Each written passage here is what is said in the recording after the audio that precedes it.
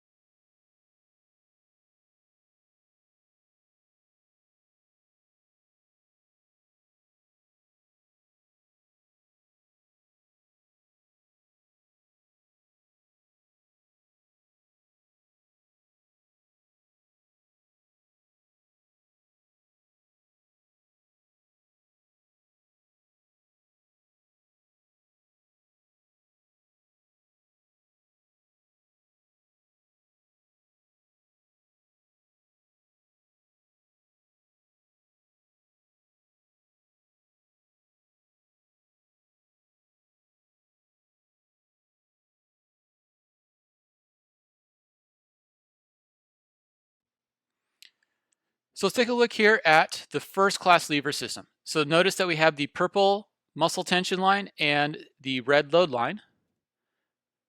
Now notice how I now get more mechanical advantage as the load becomes closer to the fulcrum, whereas the resistance, as the muscle force stays further away. Now what happens if I flip this? Now I have less mechanical advantage. And so this is where, in terms of that atlo-occipital articulation, we want to have good, correct ergonomic posture, where the more forward I bring my head, the more muscle action I'm going to need, whereas the more I can tuck my chin in and keep everything in an erect posture, the less muscle tension I will have. I can see the same type of action in terms of the spinal erectors around the pelvis in terms of the ability to keep an erect posture.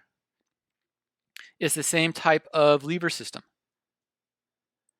And so I lose advantage based off of where I have those lever arms relative to each other.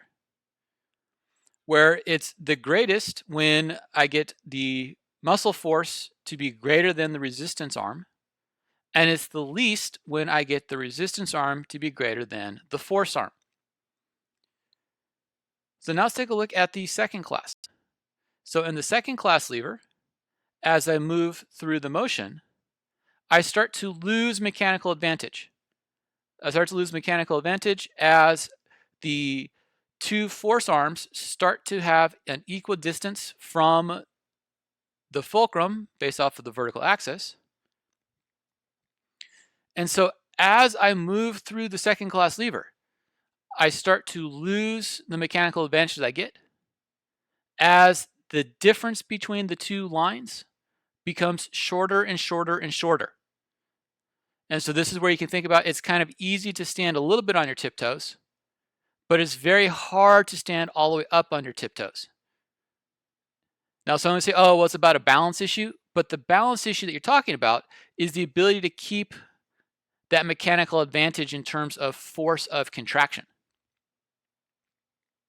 So let's take a look at the third class lever system and watch what happens as I move through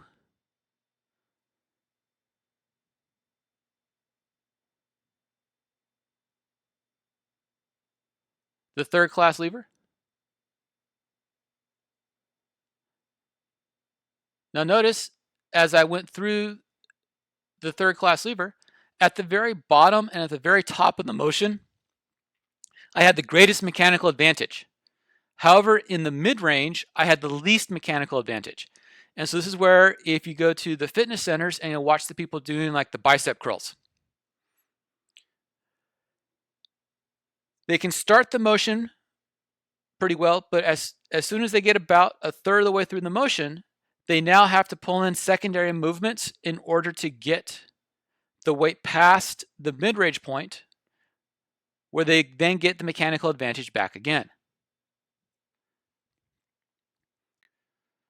So let's compare these lever systems based off of mechanical advantage. And so mechanical advantage is the relationship that we see between the force returned relative to the force imparted. In this, first and second class levers are better than third class levers. First class levers will give me somewhere between 10% and 100% return, and can give me greater than 100% return. Second class levers always give me greater than 100% return. Third class levers never give me greater than 100% return. The first class lever is going to vary based off of the arm length difference that we saw in between the force and the load. The difference between the first and second class lever is going to depend upon the speed of the motion and the length of the lever arm. The third class lever, we start to have changes of mechanical advantage based off of the relationship between the distal end of the extremity and the fulcrum of rotation. In this, we can distinguish two distinct benefits based off of torque or acceleration, in which the second class will be greater than the third class, and both are better than the first class. Second class has the greatest percent return of torque, either due to elastic passive force or the actual system that that is set up in the second class lever. The third class lever cannot produce very much strength. However, it moves very quickly, which means it has the greatest accelerative force that's there. Third class levers provide high amounts of power to them, which is why a majority of articulations are third class levers, because we get a large amount of power output from our motions that allow us to be locomotive, movement through the environment. The movement is done so as to have maximum amount of efficiency within the extremities and within the body.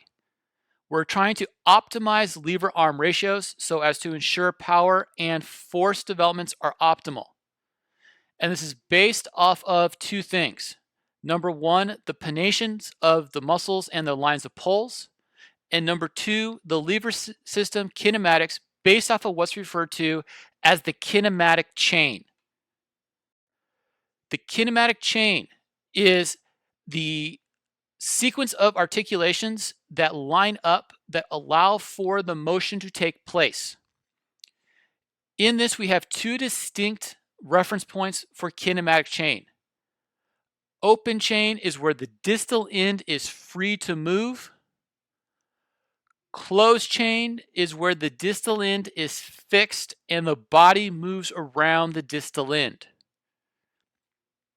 So think about examples of motions where the distal end is free to move in the environment, where the body stays stable. And think about examples of movements